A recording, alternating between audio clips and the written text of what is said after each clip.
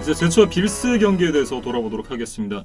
27대 17 빌스가 승리를 가져갔는데 경기 내용만 놓고 봤을 땐 절대 27대 17은 아니었던 경기였습니다. 전반에 이미 이제 21대 0까지 벌어지면서 약간 좀 김이 빠졌던 이제 지구 라이벌전이었어요. 예. 그래서 뭐 빌스가 초반에 좀 압살을 했고 그 이후에는 조금 여유 있게 경기 운영을 하면서 이제 제츠가 쫓아가는 듯했지만 좀 역부족이었다. 이렇게 좀 정리를 하겠습니다. 예, 사실 이제 지난 시즌 1주차 맞대결이 이 두 팀 간의 맞대결이었습니다. 그 경기에서도 첫 번째 드라이브 빌스가 조시 앨런 선수의 이제 펌블로 경기를 시작을 했었거든요. 시작은 똑같았던 빌스였지만 하지만 이번 시즌은 달랐다. 뭐 이렇게 좀 얘기를 해야 될 것 같습니다. 지난 시즌 1주차 경기를 간단하게 리뷰를 해보면 예, 당시엔 이제 제츠가 16대 0으로 앞서 있다가 빌스가 그것을 다 만회하고 17대 16의 극적인 승리를 가져갔었거든요. 맞아요. 근데 그와는 좀 뭐 빌스가 이겼다는 점은 같았지만 예. 내용은 좀 많이 달랐었습니다. 지난 시즌 이제 전반에만 4개 턴오버를 기록을 했었던 이제 조시 앨런이었는데 실질적으로는 5개였어요. 왜냐하면 이제 이 수비 측의 반칙이 나오면서 이제 인터셉션이 하나가 취소가 됐거든요. 실질적으로는 5개였고 기록된 건 4개인데 뭐 어쨌든 이 경기에서도 이제 전반에 2개의 펌블을 기록을 했습니다만 그래도 이제 이 3개 터치다운을 기록을 했었던 조시 앨런이었다 이렇게 얘기를 해야 될 것 같습니다. 하지만 이제 앨런이 한 단계 더 성장하려면 이 펌블 이슈는 반드시 좀 해결을 해야 된다 이런 얘기를 하고 싶습니다. 그러니까 조시 앨런이 워낙 터프하게 이제 경기 운영을 하고 또 상대와의 컨택을 두려워하지 않는 선수잖아요. 이제 그러다 보니까 좀 이런 펌블 문제가 이제 다른 쿼터백들보다는 더 이제 대두가 되는 것 같은데 예. 그 부분은 좀 자기가 조절을 해가면서 좀 플레이를 해야 될 것 같아요. 예, 기록적으로도 통산 29번째 이제 선발 출장이었는데 이 경기 포함해서 24개의 펌블을 기록을 했습니다. 최근 18경기로 좁히면 18개의 펌블을 허용하고 있거든요. 경기당 하나의 펌블을 허용한다는 얘기인데 이거는 좀 문제가 되지 않나 이렇게 생각을 좀 하게 만드는 경기였고요. 그래도 일단 이제 지난 시즌보다 한 단계 좀 발전한 모습을 보여줬던 조시 앨런이었습니다. 1쿼터에는 이제 러싱과 패싱 각 터치다운을 하나씩을 기록을 했었던 조시 앨런이었는데요. 특히 이제 두 번째 터치다운이었던 이제 패싱 터치다운이 굉장히 좀 인상 깊었습니다. 그때 당시 이제 엔드존에서 패스를 기다리고 있던 러닝백이 잭 모스 선수가 있었는데 그때 당시 이제 공간이 넓지 않았거든요. 근데 이 조시 앨런 선수가 수비를 끌어들이면서 계속 기다리다가 공간을 만들어서 패스를 하더라고요. 저는 그게 굉장히 좀 인상 깊었습니다. 앨런이 사실 데뷔 시즌의 평가만 해도 잘 달리고 어깨는 강하지만 네. 어떤 전반적으로 게임을 운영하거나 패스 정확도나 이런 부분에서는 분명히 의문이 있다는 평가를 받았었거든요. 예. 그런데 지금 앨런이 어느덧 3년차 시즌을 맡고 있는데 좀 많이 발전이 있었던 것 같습니다. 예. 그러니까 세 번째 터치다운이었던 이제 두 번째 패싱 터치다운. 이 터치다운도 굉장히 좀 멋있었는데 이거는 플레이를 굉장히 디자인을 잘했다라는 생각이 들었습니다. 그때 이 중계진들도 한번 다시 보여줬었는데 이게 스냅을 받자마자 오른쪽에 이제 라인업을 하고 있던 이제 존 브라운 선수에게 바로 패스를 던졌어요. 조시 앨런 선수가. 그러자 이 라이트 태클 데리 윌리엄스 선수가 코너백을 맞고 반대쪽 이제 왼쪽 슬롯에 있던 이번 시즌에 합류한 이제 스테폰 딕스 선수가 이 슬랜트 라우트를 타는 그런 느낌으로 가서 바로 이제 세이프티를 막더라고요. 그러면서 이제 센터 쪽이 뚫렸고 그대로 브라운 선수가 터치다운을 하는 장면이 있었는데 저는 이 플레이가 굉장히 인상적이었습니다.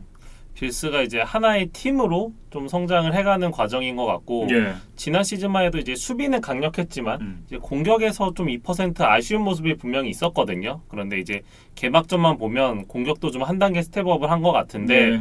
뭐 거기에는 일단 스테폰 딕스의 합류를 뭐 얘기하지 않을 수 없을 것 같아요. 예. 뭐 딕스가 이번 경기에 뭐 말씀해주신 대로 이제 블로킹도 열심히 해줬고 9번의 타겟에 8번의 캐치를 성공하면서 이제 86야드 리시빙을 해냈거든요. 그렇습니다. 뭐 이 정도면은 뭐 짧았던 그 트레이닝 캠프 기간을 감안하면 정말 연착륙을 잘했다 이렇게 좀 말씀을 드리겠어요. 예, 이제 버팔로에서 행복 풋볼을 하게 된 스테폰 딕스다 이렇게 얘기를 해야 될 것 같은데 후반전이 좀 아쉬웠던 빌스였습니다. 왜냐하면 말씀해 주셨던 대로 이제 21대 0으로 앞서고 있었고 이 전반 끝나기 직전에 펌블을 하면서 이제 필드골을 하나 허용하긴 했습니다만 그래도 경기에 쐐기를 박을 수 있는 기회들이 많이 있었던 빌스였는데 그런 기회들을 좀 잘 살리지 못했습니다.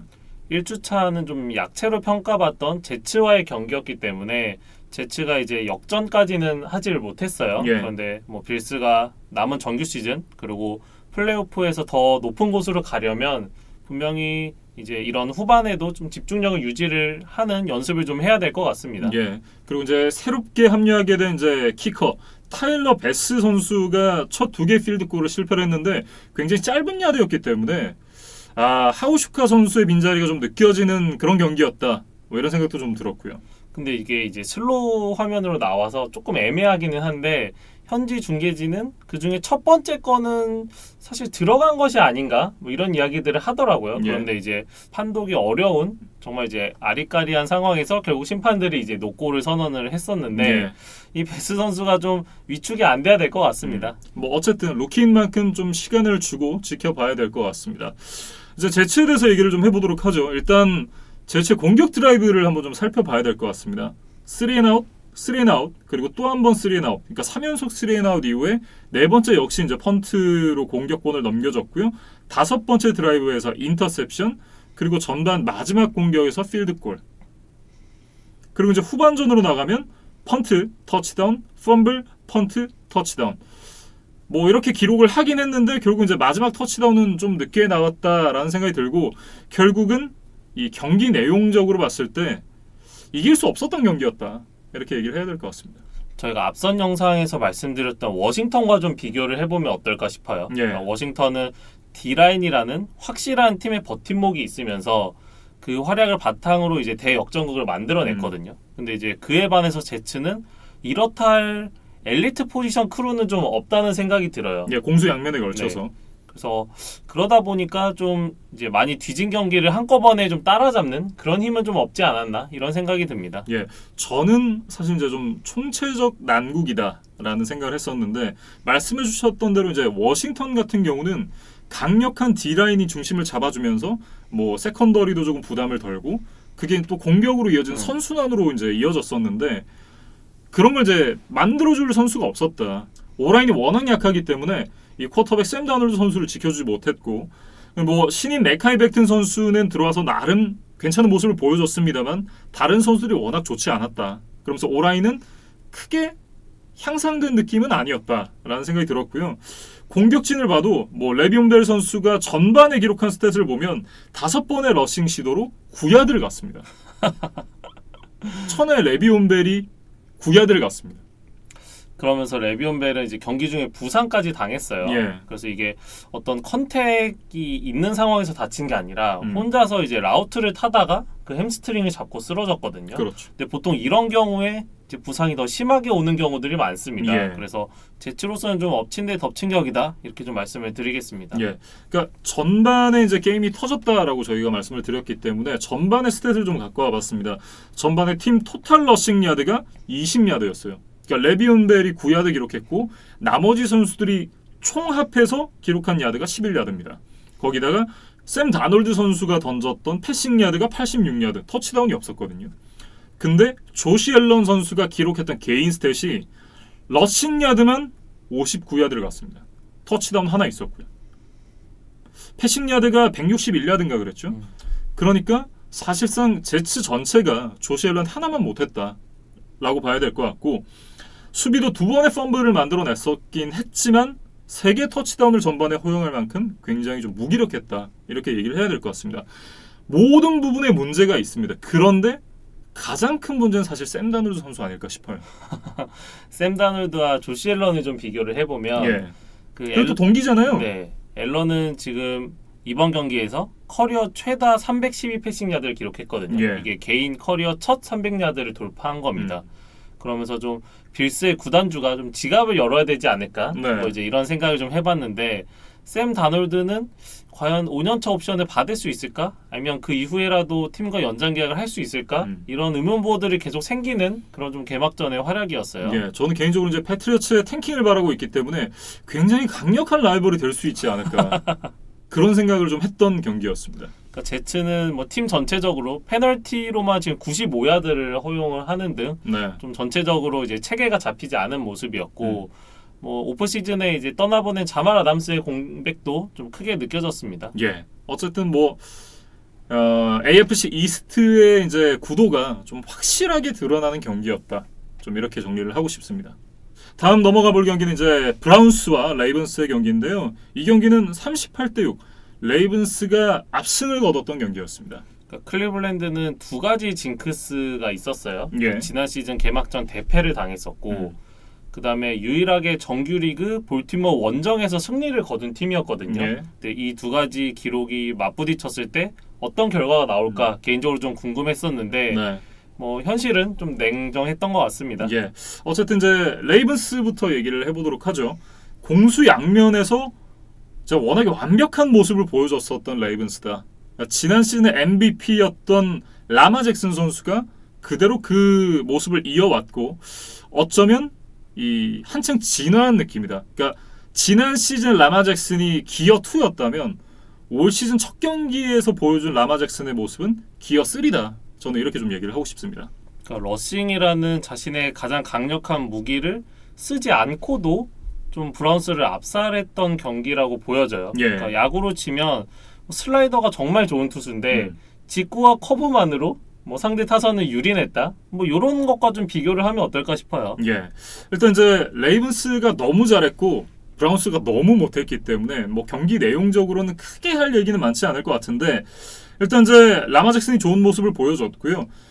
신인이었던 J.K. 도빈스 선수가 많은 야드를 뛰지는 않았지만 2개 터치다운을 기록을 했습니다. 그러면서 레이븐스 프랜차이즈 최초로 데뷔전 2개 터치다운을 기록한 이제 러닝백이 됐습니다. 그러니까 마크 잉그램이 뭐 크게 인상적인 모습은 아니었는데 어쨌든 도빈스가 적은 기회에서도 뭐 2개 터치다운을 만들어내면서 일단 결정력을 보여줬거든요. 예. 이제 그것만으로 좀 레이버스 팬들은 기대감이 높아질 것 같아요. 예. 그리고 이제 지난 시즌 레이븐스가 1000야드 리시버가 한 명도 없었었잖아요. 그런데 1000야드 리시버가 올해는 생기지 않을까라는 이제 기대감을 만들어준 선수가 있습니다. 바로 이제 마키스 브라운인데 5개 리셉션으로 101야드를 기록을 했습니다. 굉장히 좋은 모습 보여줬어요. 지난 시즌에도 이제 빅플레이들을 간혹 성공시키기는 했지만 그것이 어떤 확률이나 빈도는 분명히 떨어졌던 마키스 브라운이었거든요. 네. 그런데 지금 개막전부터 5개의 캐치를 해냈으니까 분명히 한 단계 스텝업 할 수 있겠다 이런 좀 가능성을 보여줬습니다. 예. 어쨌든 이제 라마 잭슨과 굉장히 좋은 호흡을 보여줬었는데 그러면서 라마 잭슨의 이 패스 성공률이라고는 믿기지 않을 정도로 높은 패스 성공률이 기록이 됐습니다. 지금 80% 정도의 패스 정확도를 보여줬거든요. 예. 1년 차의 라마 잭슨의 모습을 생각하면 어. 정말 상상할 수 없는 뭐 그런 기록입니다. 괄목 상대라고 해야 되겠죠. 정말 이제 폭풍 성장을 한 라마 잭슨 선수가 되겠고요. 수비 쪽에서도 이제 굉장히 좋은 모습을 보여줬던 이 레이븐스인데 저는 그 생각을 했어요. 와, 공격 진짜 잘하는데 수비가 찐인데? 약간 이런 느낌이었거든요. 사실 볼티모어가 지난 시즌 탈락하는 과정에서도 좀 런 디펜스의 허술함을 드러내면서 데릭 헨리에게 좀 많은 야드를 허용을 했었거든요. 예.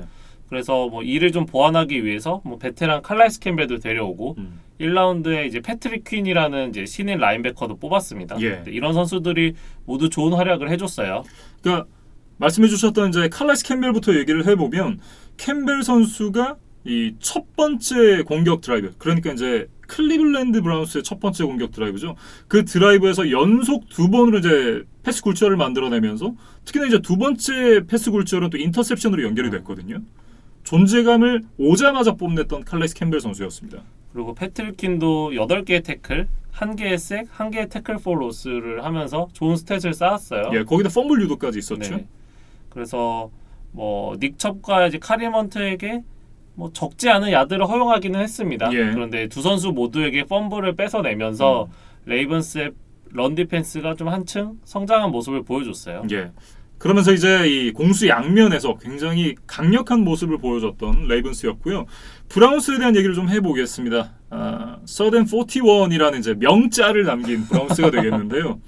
사실 이제 시즌 전만 해도 행복을 제조하는 공장이 될 것이다라고 이제 행복 회로를 돌리고 있던 팬들에게 더 큰 슬픔을 제조해줬던 슬픔의 공장 브라운스다. 저는 이렇게 좀 정리를 하고 싶습니다. 베이커 메이필드가 첫 드라이브부터 인터셉션을 던지면서 좀 조짐이 안 좋았어요. 예. 그런데 이거보다 저는 더 뼈아팠던 장면은 뭐였냐면 이제 레이븐스에게 첫 번째 터치다운을 허용하고 그래도 여전히 1쿼터 중반이었거든요. 예. 그러니까 아직 많은 시간이 남아 있었는데 포스 앤 4였나요? 뭐 그 상황에 있었는데 페이크 펀트? 네, 사실은 그냥 펀트를 하고 이제 좀 길게 봐도 되는 상황이었는데 그렇죠. 거기서 무리하게 페이크 펀트를 시도하다가 결국 실패하면서 이제 턴오버를 허용을 했습니다. 예. 그래서 거기서 좀 기세가 많이 꺾인 게 아닌가 싶어요. 그러니까 첫 드라이브가 모두 이제 이 턴오버로 연결이 되고 말았습니다. 그러면서 이제 전반적인 드라이브를 또 한번 살펴보면 브라운스의 드라이브가 순서대로 인터셉션 그리고 페이크 펀트를 하면서 펌블이 됐고요. 그다음에 터치다운을 기록을 했습니다. 근데 엑스트라 포인트가 안 들어갔어요. 그 다음 드라이브가 펀트 그리고 필드골 실패 그다음에 닐다운하면서 전반이 끝났고요. 후반전이 펀트, 포스다운 실패, 펌블, 포스다운 실패, 펀트 이렇게 끝났어요. 그러니까 정리를 해보면 닐다운을 제외하고 나서는 턴오버 5개, 펀트 3개, 필드골 하나 실패했고 터치다운 한 번이었거든요. 그러니까 정상적인 드라이브의 절반이 턴오버 그리고 나머지의 5분의 4가 무득점이었습니다. 그렇게 따지면 못 이기는 게 너무 당연했던 경기다. 그렇게 얘기를 해야 될 것 같습니다. 그리고 이제 저희가 베이커 메이필드의 부진에 대해서도 이제 꼬집었지만 예. 오델 베컴 얘기를 좀 해야 될 것 같아요. 그 아마 경기를 보신 분들은 기억을 하실 텐데 서드 앤 숏 상황에서 그 열려 있었거든요. 네. 근데 거기서 평범한 패스를 이제 무리하게 빨리 잡고 이제 돌아서려는 마음이 좀 앞섰는지 이 공을 이제 놓치면서 거기서 이제 포스 다운으로 이어지고 말았습니다. 그래서 거기서 좀 찬물이 끼얹어진 것 같아요. 예. 근데 어쨌든 베이커 메이필드에 대한 얘기가 현지에서는 굉장히 많이 나오고 있습니다. 이 선수가 사실은 이제 데뷔전 이제 중간에 교체돼서 나와가지고 팀을 역전으로 이끌면서 굉장히 화려하게 데뷔를 했었잖아요. 그런 장면을 보고 사람들이 너무 큰 기대를 한 거 아니냐. 베이커 메이필드는 원래 그런 선수가 아닌데 우리가 이 선수에게 너무 큰 기대를 하고 있다. 그런 얘기들이 나올 정도로 베이커 메이필드 선수에 대한 혹평이 나오고 있습니다.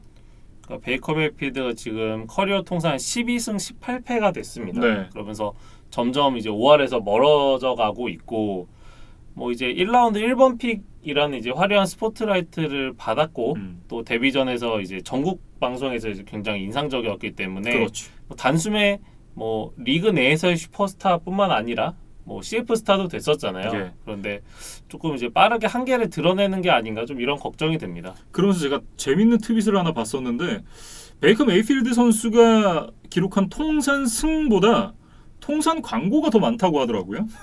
그러면 이제 13개 이상의 광고를 찍은 것 같네요. 예.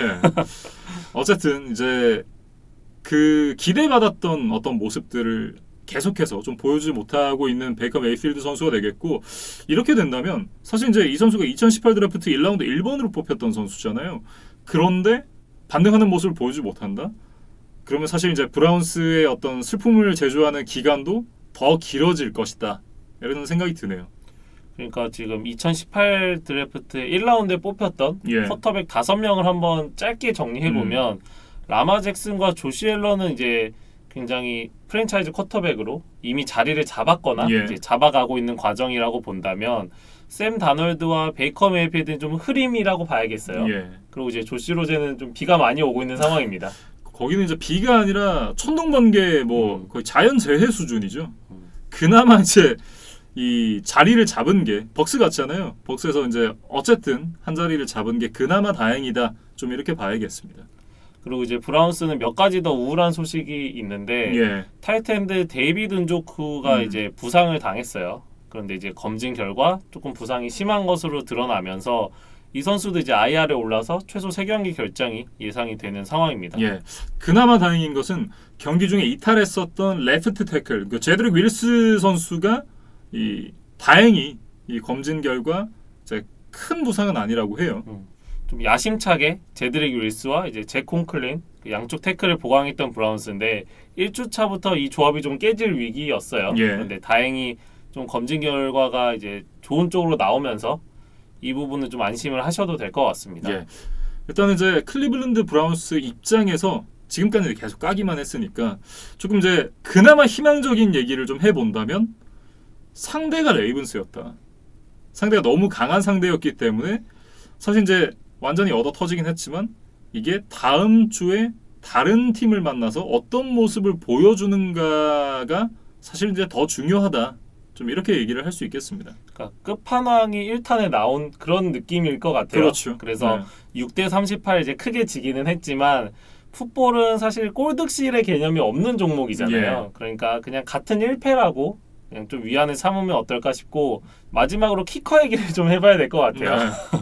그 오스틴 세이버트라는 이제 키커가 나와서 두 번의 킥을 찼는데 하나도 들어가질 않았습니다. 예. 그래서 필드골 하나, 엑스트라 포인트 하나를 놓쳤는데 그러면서 이제 바로 방출이 됐어요. 예.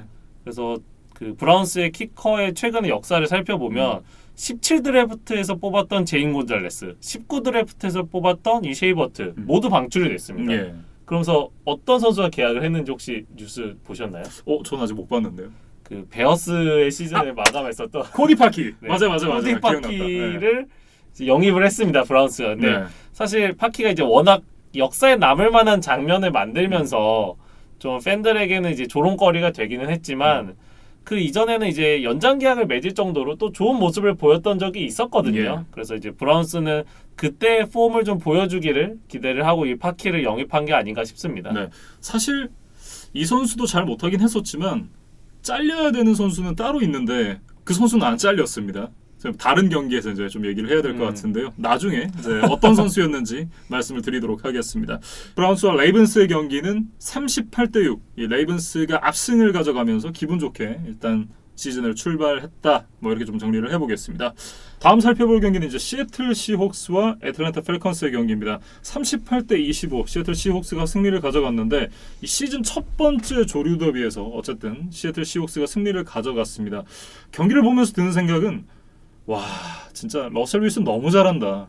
이런 생각이 가장 먼저 들었던 것 같습니다. 그러니까 이번 시즌 우승 후보로 꼽히는 칩스와 레이븐스 그리고 시옥스의 공통점에 대해서 한 가지 좀 말씀을 드리면 예.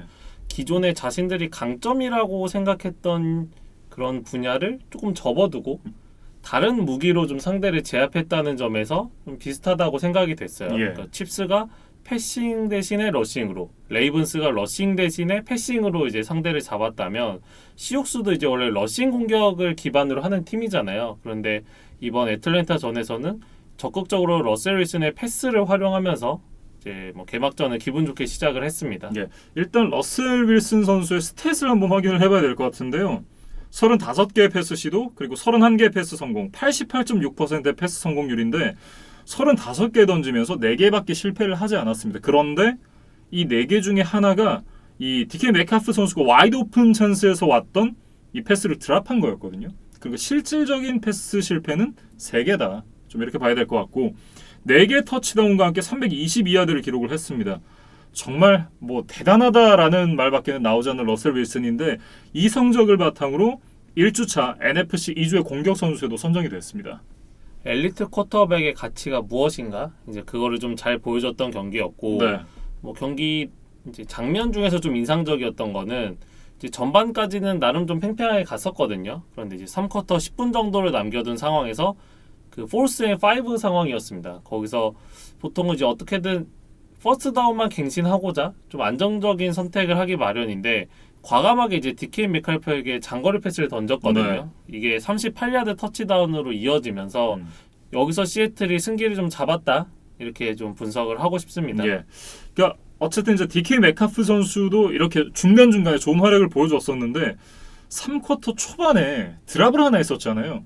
어떤 그 부분에 대한 만회를 했다. 좀 이렇게 봐야 될 것 같고 크리스 카슨 선수도 뭐 러싱에서는 이제 사실 이렇다 할 대활약은 보여주지 못했지만 뭐 한두 개 좋은 플레이를 보여줬었고요. 그리고 이제 패싱에서 6개의 패스를 모두 잡아내면서 45야드.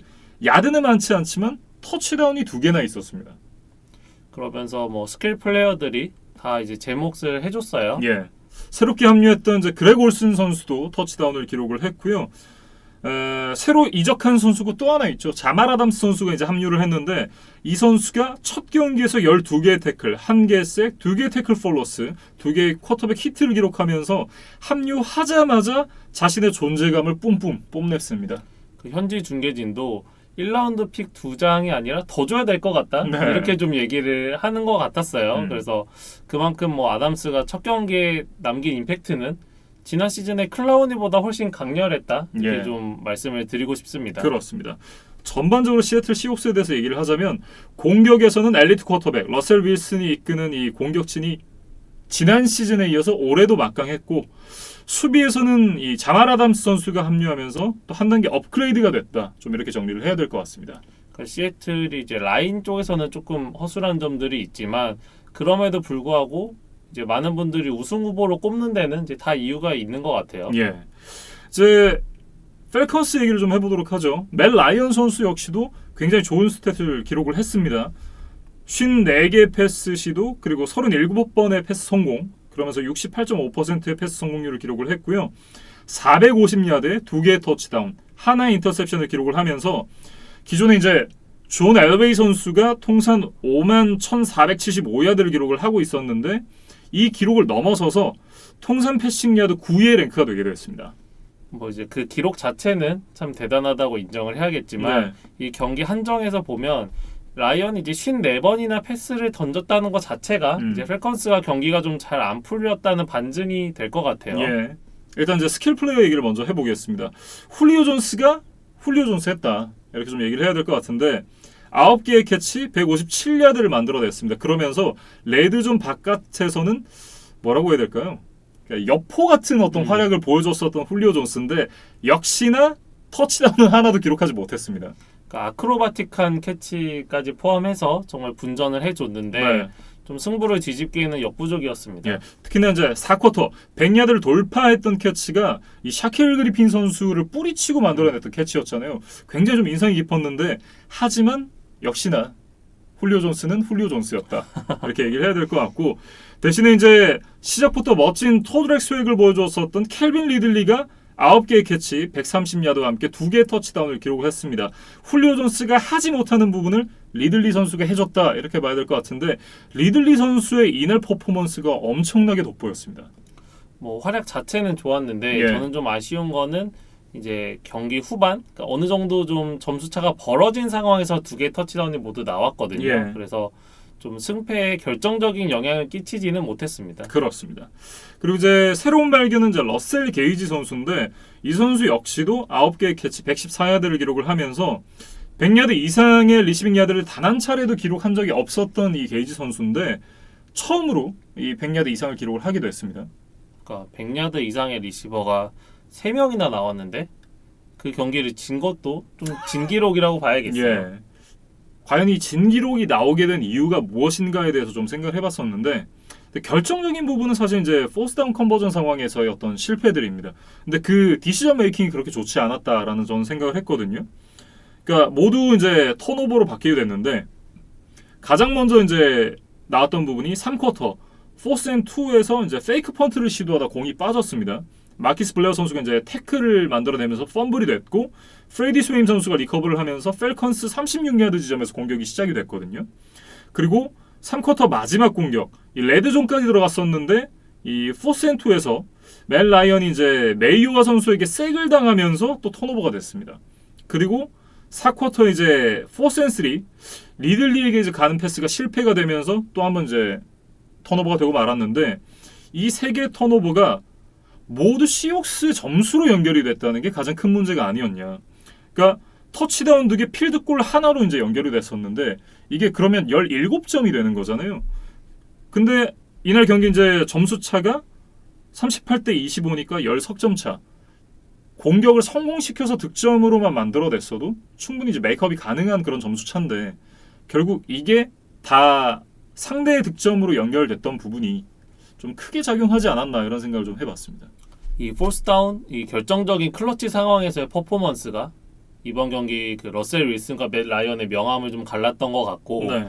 애틀랜타도 사실 공격력이 좋은 팀이잖아요. 그런데 굳이 페이크 펀트라는 뭐 변칙 작전을 써서 뭐 좀 위기를 돌파하려는 시도 이런 것들이 물론 이제 결과적으로 좋지 않았기 때문에 저희가 이제 비판적으로 말씀드리는 것도 있겠지만 그 과정도 썩 납득은 되지 않아요. 예, 저는 그런 생각이 들었습니다. 그러니까 어쨌든 토드 걸리 선수를 데리고 왔잖아요. 그리고 이날 토드 걸리 선수가 평균 4야드를 갔습니다. 그리고 터치다운도 하나를 기록을 했어요. 물론 이제 이날 플레이 중에 1야드 정도에서 막히는 플레이가 2-3번 정도는 있긴 했습니다만 한두 번 정도는 토드 걸리 선수로 갔어도 됐지 않나 라는 생각이 들었거든요. 근데 3번 다 뭐 한 번은 변칙 작전, 또 뭐 한 번은 색을 당했고 한 번은 이제 또 패스 시도를 하다가 실패를 했고, 그러니까 결국은 러싱을 할 생각이 없었단 얘기잖아요. 그러니까 3번 중에 한 번은 러싱을 해봄직하지 않았나 라는 그런 아쉬움이 좀 남았습니다.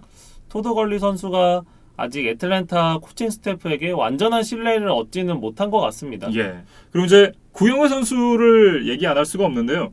구영회 선수가 이날 이제 가장 먼저 득점을 한 선수였습니다. 필드골로 이제 경기를 시작했던 펠컨스였고, 구영회 선수가 결국 이제 이 하나의 엑스트라 포인트를 실패를 하긴 했습니다만 2개의 필드골을 모두 성공을 시켰고요. 거기다가 온사이드 킥을 또 하나 성공시켰습니다. 거의 장인이에요, 이 정도면. 그러니까 구영애 선수가 이제 온사이드 킥을 시도하려는 움직임을 보이자 현지 중계진에서도 이제 지난 시즌 그 세인츠와의 경기를 언급하면서 예. 구영애 선수를 이제 기억하고 있더라고요. 그래서 키커가 이렇게 좀 임팩트 있게 이제 현지 언론에도 좀 알려진 거는 굉장히 좀 드문 일이잖아요. 예. 그래서 구영애 선수가 분명히 자기 포지션에서 좀 새로운 영역을 개척해 나가고 있는 것 같습니다. 네. 그런 덕분인지 이 캐스터가 구영회 선수의 이름을 굉장히 똑바로 발음을 하더라고요. 저는 좀 놀랐어요. 사실 발음이 어렵잖아요. 네. 특히 이제 영어권 언어를 쓰는 분들에게는 이제 더 어려운 발음인데 구영애 선수 발음을 좀 열심히 연습을 하고 나온 것 같습니다. 네. 뭐 어쨌든 굉장히 좀 뿌듯했다 이렇게 좀 얘기를 해야 될 것 같고, 일단은 이제 멜 라이언 선수가 마지막에 이제 그 공격 기회에서 헤일 메리를 성공을 시켰다면 한 번 정도 온사이드 킥 기회가 더 오지 않았을까라는 아쉬움이 좀 남긴 하더라고요. 시즌은 아직 많이 남았고 이제 구영애 선수의 온사이드 킥을 또 볼 기회가 점점 많아질 것 같습니다. 네. 그렇게 생각을 해보면, 그러니까 팀이 져야 되는 거잖아요. 그러니까 팀이 지고 있는 상황이어야 구영애 선수가 온사이드 킥을 찰 수 있으니까 애틀랜타 펠컨스가 4쿼터에 근소하게 좀 뒤지고 있기를 바라야 되지 않나. 그리고 온사이드 킥을 성공시키고 역전 드라이브로 가게 된다면 그게 애틀랜타 펠컨스로서는 가장 좀 저희에게는 바람직한 방향이지 않나 하는 생각도 좀 듭니다. 그리고 뭐 온사이드 킥 아니라 이제 뭐 결승 필드골, 뭐 동점 필드골 이런 좀 극적인 장면들도 한번 봤으면 좋겠습니다. 네. 근데 어쨌든 시애틀 시혹스와 애틀랜타 펠컨스의 경기는 여기까지 좀 정리를 해보도록 하겠습니다.